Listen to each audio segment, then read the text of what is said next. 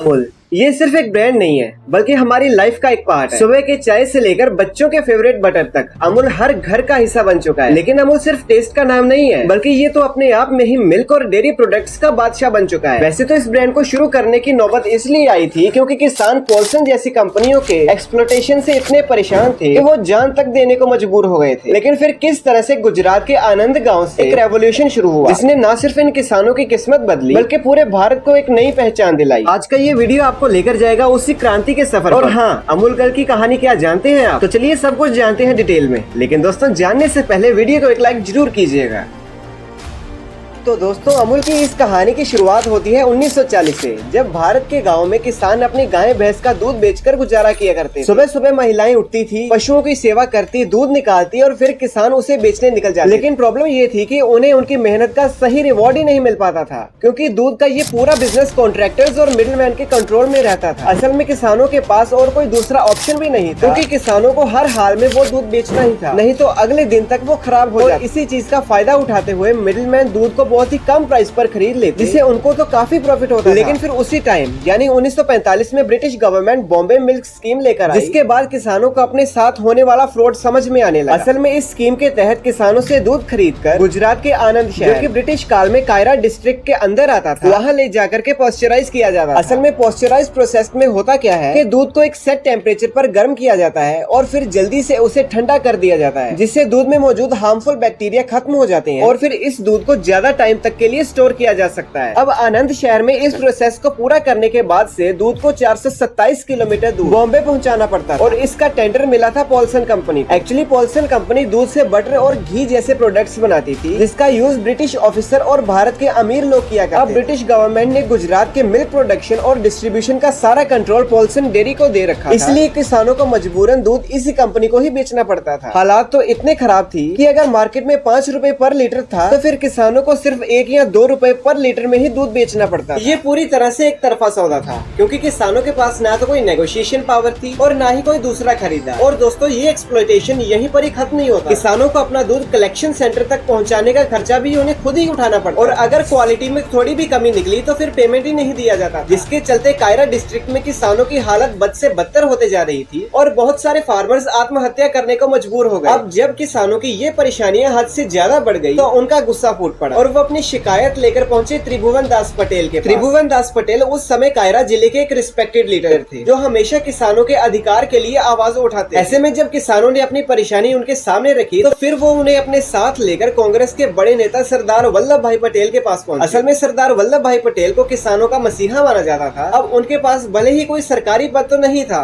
लेकिन उनकी बात पूरे देश में सुनी जाती थी, यहाँ तक कि उनके नाम से ही अंग्रेजों के पसीने छूट जाते थे। सरदार पटेल ने किसानों को समझाया कि आप सभी किसानों को एकजुट होना पड़ेगा और एक कोऑपरेटिव कमेटी बनानी होगी। इसका मतलब ये था कि अब किसान अपनी खुद की डेयरी चलाएंगे, वो खुद मिल्क का कलेक्शन और डिस्ट्रीब्यूशन करेंगे और इस पूरे प्रोसेस में कोई मिडिलमैन नहीं होगा, जिससे पूरा प्रॉफिट किसानों के बीच में ही बांटा जाएगा। सरदार पटेल ने उन्हें ये भी समझाया कि अगर वो मिलकर काम करेंगे तो फिर वो पॉल्सन को बाईपास करके अपना दूध सीधे बॉम्बे के मिल्क डिवीजन को बेच सकते हैं। और फिर इस मिशन को पूरा करने के लिए उन्होंने कांग्रेस के एक बड़े नेता और स्वतंत्रता सेनानी मोरारजी देसाई को खेड़ा जिले में भेजा। जी हाँ, वही मोरारजी देसाई जो आगे चलकर भारत के प्राइम मिनिस्टर भी बन गए। सरदार पटेल ने मोरारजी से कहा कि अगर जरूरत पड़े तो किसानों के लिए स्ट्राइक करवाने से भी पीछे नहीं हटना। और फिर इस तरह से कायरा डिस्ट्रिक्ट, जिसे खेड़ा के नाम से भी जाना जाता था, वहां आने के बाद से मोरारजी देसाई ने 4 जनवरी 1946 को समरखा गांव में एक मीटिंग रखी जिसमें यह डिसाइड किया गया कि जिले के हर गांव में कोऑपरेटिव कमेटी बनाई जाए और किसान सिर्फ उसी को ही अपना दूध बेचेंगे। यहाँ तक कि किसी भी कंपनी या खुद ब्रिटिश गवर्नमेंट को भी अगर दूध खरीदना होगा तो उन्हें इस कमेटी से एग्रीमेंट करना पड़ेगा और अगर वो ऐसा नहीं करते तो उन्हें दूध नहीं मिलेगा। अब जैसा कि सबको उम्मीद, ब्रिटिश गवर्नमेंट को किसानों का ये बदला रूप बिल्कुल भी पसंद नहीं आया। उन्होंने स्ट्रिक्टली इस तरह की किसी भी कोऑपरेटिव कमेटी को अप्रूवल देने से साफ इनकार कर दिया। लेकिन इस बार किसानों ने भी ठान लिया था कि अब वो इस अन्याय को नहीं सहेंगे, इसलिए उन्होंने हड़ताल करते हुए दूध की पूरी सप्लाई ही बंद कर दी। ब्रिटिश गवर्नमेंट ने भी इस आंदोलन को कुचलने के लिए हर पॉसिबल चैलेंजेस किए। किसानों को डराने धमकाने के लिए उन पर झूठे मुकदमे दायर किए गए, लेकिन किसानों की एकता इतनी मजबूत थी कि उन्होंने हर धमकी का डटकर सामना किया। हड़ताल को 15 दिन बीत गए और इसी बीच दूध की सप्लाई रुकने की वजह से सरकार के बॉम्बे मिल्क स्कीम पूरी तरह से फेल होने लगी। कि भारी किल्लत की वजह से ब्रिटिश गवर्नमेंट पर दबाव बढ़ता गया और आखिरकार उन्हें किसानों की शर्तें माननी पड़ी। वैसे इसी बीच फार्मर्स को भी काफी लॉस हुए थे, लेकिन उन्होंने हिम्मत बनाई रखी और इस प्रोटेस्ट में जीत हासिल की। इसके बाद जून 1946 को Kaira district cooperative milk producers union limited की स्थापना हुई और इसके 6 महीने बाद ही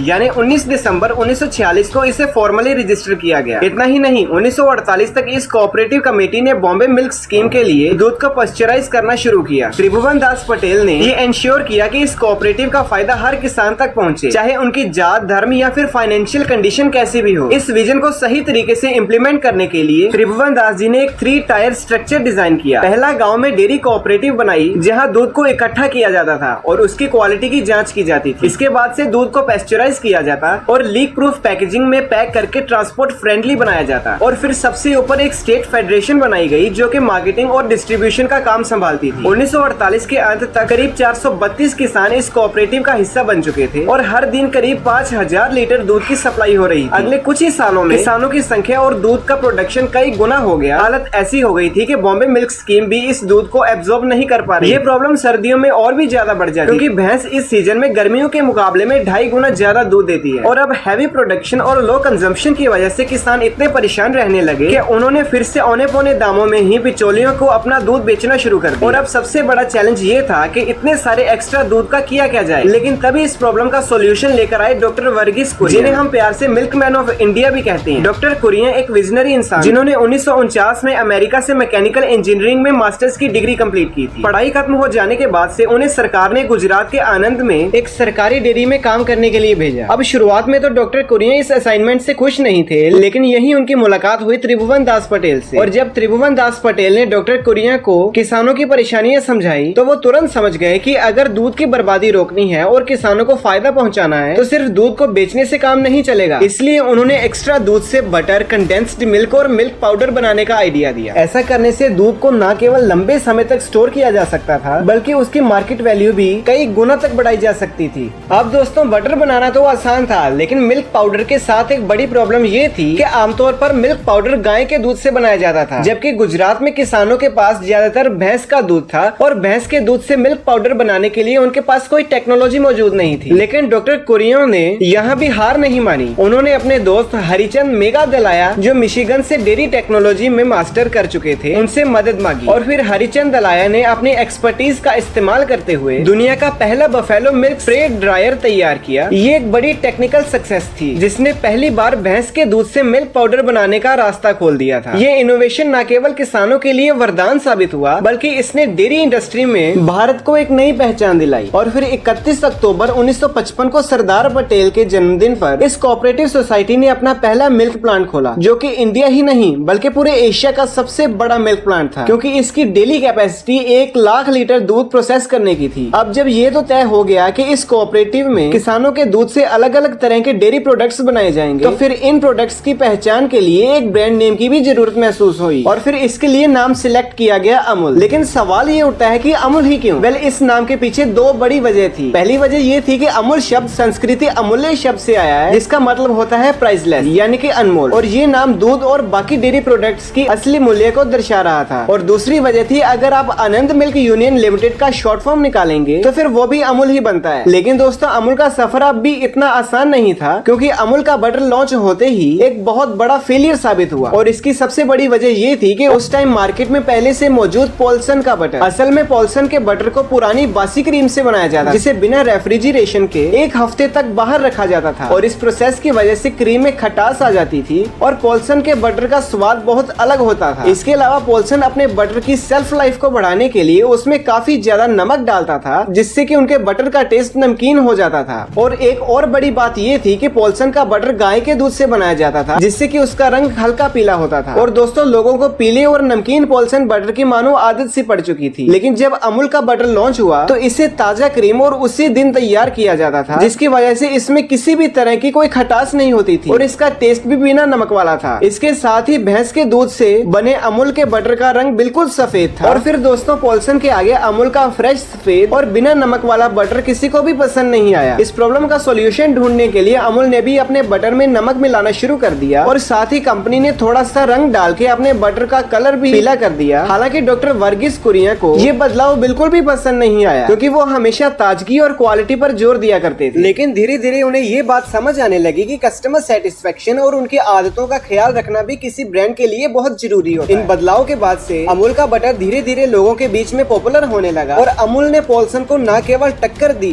बल्कि उसकी जगह ही छीन ली। लेकिन दोस्तों, अमूल की सफलता के पीछे सिर्फ फार्मर्स और डॉक्टर वर्गीस कुरियन का हाथ नहीं था, बल्कि एक प्यारी सी लड़की भी थी, जिसे कि हम अमूल गर्ल के नाम से जानते हैं। जी हाँ, वही डॉटेड फ्रॉक वाली लड़की जिसे आपने अमूल प्रोडक्ट्स के पैकेट पर जरूर देखा होगा। एक्चुअली जब अमूल का ब्रांड नेम तय हुआ उस समय इसकी कोई ठोस आइडेंटिटी नहीं थी, लेकिन इस कमी को पूरा किया अमूल गर्ल ने, क्योंकि वो सिर्फ अमूल की पहचान ही नहीं बनी बल्कि इंडियन एडवर्टाइजिंग हिस्ट्री में अमर हो गई। क्योंकि 1966 में शुरू हुआ ये कैंपेन आज भी जारी है और इसे दुनिया के सबसे लंबे समय तक चलने वाले एडवर्टाइजिंग कैंपेन्स में गिना जाता है। और इतना ही नहीं, इस कैंपेन का नाम गिनीज वर्ल्ड रिकॉर्ड में भी दर्ज है। लेकिन सवाल ये है कि अमूल गर्ल ही इस ब्रांड की आइडेंटिटी क्यों बनी? असल में इस आइकॉनिक कैरेक्टर का जन्म पॉल्सन की बटर गर्ल के जवाब में हुआ। उस टाइम पॉल्सन बटर की पहचान एक प्यारी सी लड़की थी जिसे वो बटर गर्ल कहा करते थे। डॉक्टर वर्गीस कुरियन और उनकी टीम ने सोचा कि अगर पॉल्सन अपनी बटर गर्ल के जरिए पहचान बना सकते हैं तो फिर अमूल इसी कंसेप्ट को अपनाकर इससे बेहतर कर सकता है। और तभी एडवर्टाइजिंग प्रोफेशनल सिल्वेस्टर द कुन्हा और उनकी टीम ने अमूल गर्ल का आइडिया पेश किया और फिर यहीं से शुरू हुआ अटरली बटरली एडवर्टाइजिंग कैंपेन। पॉल्सन की बटर गर्ल के मुकाबले अमूल गर्ल ने सिर्फ प्रोडक्ट नहीं बल्कि हर रोज की घटनाओं और मुद्दों को मजेदार और रेलेवेंट तरीके से पेश किया। अब चलिए 1970s में हम वापस चलते हैं, जब अमूल की सफलता ने गुजरात में मानो क्रांति ला दी। हर जिले में इसी तरह की यूनियन बनने लगी जो कि दूध के व्यापारियों को सीधे जोड़ते थे। लेकिन डॉक्टर वर्गीस कुरियन को जल्दी समझ में आ गया कि अगर ये सारे जिले अपना अपना ब्रांड बनाकर एक दूसरे के साथ में कंपटीशन करने लगे तो फिर इससे सबको नुकसान होने लगेगा। और फिर इसी प्रॉब्लम का सॉल्यूशन निकालने के लिए 1973 में सरकार ने Gujarat cooperative milk marketing federation की स्थापना की। इस फेडरेशन ने सभी जिलों के यूनियन को एक साथ जोड़कर अमूल के ब्रांड नेम के तहत काम करने का मौका दिया। इसके कुछ सालों के बाद से पॉल्सन, जो कभी इंडियन मार्केट में बटर किंग था, धीरे धीरे कमजोर होने लगा और इसके पीछे की बड़ी वजह थी गवर्नमेंट पॉलिसी। असल में सरकार ने फैसला किया कि डेयरी इंडस्ट्री को पूरी तरह से कोऑपरेटिव ऑर्गेनाइजेशंस के जरिए ऑपरेट किया जाए। लेकिन इस नई पॉलिसी का सबसे बड़ा असर प्राइवेट कंपनीज पर पड़ा, खास करके पॉल्सन के ऊपर। पॉल्सन इन नए रूल्स के साथ में एडजस्ट नहीं कर पाई और आखिरकार उसे अपना बिजनेस बंद करना पड़ा। इसी दौरान डॉक्टर वर्गीस कुरियन इंडिया में ऑपरेशन फ्लड की शुरुआत की, जिसे कि व्हाइट रेवोल्यूशन के नाम से भी जाना जाता है। ये दुनिया का सबसे बड़ा डेयरी डेवलपमेंट प्रोग्राम था, जिसके तहत गाँव से दूध को कलेक्ट करके देश के अलग अलग हिस्सों में सप्लाई किया जाने लगा। ये इनिशिएटिव इतना सक्सेसफुल रहा कि इंडिया दुनिया का सबसे बड़ा मिल्क प्रोड्यूसर बन गया। और दोस्तों, अमूल ने न सिर्फ किसानों को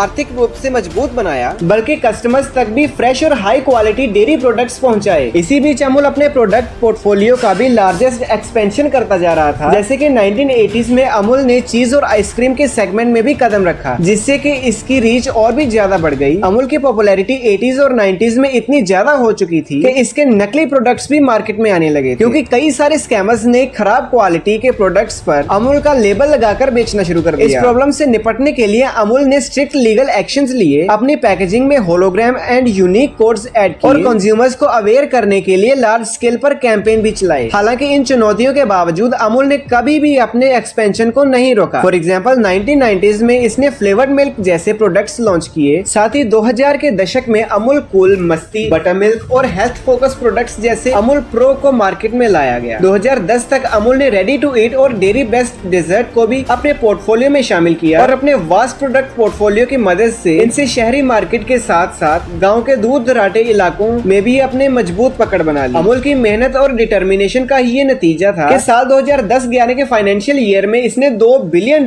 सेल्स टर्नओवर का माइलस्टोन पार कर लिया। इसके ठीक 10 साल बाद जब कोविड पैंडेमिक ने इंडिया में दस्तक दी, उस समय इंडियन इकोनॉमी को 10 लाख करोड़ रुपए से भी ज्यादा का नुकसान हुआ। बहुत सी $बिलियन इंडस्ट्री इस टाइम मुश्किल में आ गई थी और डेयरी प्रोडक्ट्स भी उसमें से एक थी। इस क्राइसिस के चलते इंडिया के मिल्क प्रोड्यूसर हर दिन करीब 112 करोड़ रुपए का नुकसान उठा रहे थे। लेकिन इस मुश्किल के दौर में भी अमूल इकलौती ऐसी लेजेंडरी कंपनी थी जिसने न सिर्फ अपने लॉसेस को मिनिमाइज किया बल्कि अपने रेवेन्यू को भी 700 करोड़ रुपए तक इंक्रीज करके दिखाया। असल में अमूल ने नोटिस किया कि पैंडेमिक के दौरान भले ही रेस्टोरेंट और होटल से आने वाली डिमांड खत्म हो गई थी, लेकिन घर में मिल्क प्रोडक्ट्स की कंजम्पशन में काफी ज्यादा इजाफा हुआ था। इसके अलावा पैंडेमिक की वजह से लोग खुले दूध की जगह पर पैकेज्ड मिल्क की तरफ शिफ्ट होने लगे और फिर इन्हीं सभी चांसेस को अमूल ने दोनों हाथों से कबूल किया। अब दोस्तों, आज अमूल की बात करें तो इसकी सप्लाई चेन बहुत ही बड़ी और वेल ऑर्गेनाइज्ड है। अमूल के पास कुल 18,700 सोसाइटी फैसिलिटीज हैं जो कि दूध के कलेक्शन और डिस्ट्रीब्यूशन को संभालती हैं। साथ ही 5000 मिल्क टैंकर्स हर दिन 200 चिलिंग स्टेशन तक दूध पहुंचाते हैं। आज अमूल के साथ 36 लाख से भी ज्यादा किसानों का डायरेक्ट कनेक्शन है और ये भारत के अलावा 50 से भी ज्यादा देशों में अपने डेयरी प्रोडक्ट्स को एक्सपोर्ट कर रहा है। लेकिन दोस्तों एट लास्ट पॉइंट में मैं बस एक ही बात कहना चाहता हूँ कि अमूल सिर्फ एक डेयरी ब्रांड नहीं है, बल्कि उन लाखों किसानों की मेहनत और संघर्ष की कहानी है जो कि अपने और अपने परिवार के भविष्य को बेहतर बनाने के लिए हर दिन मेहनत किया करते हैं। बाकी दोस्तों आपको आज की जानकारी कैसी लगी कमेंट करके जरूर बताएं और साथ ही आज की इस वीडियो को लाइक करके चैनल को सब्सक्राइब कीजिए और बेल आइकन को जरूर प्रेस कीजिएगा।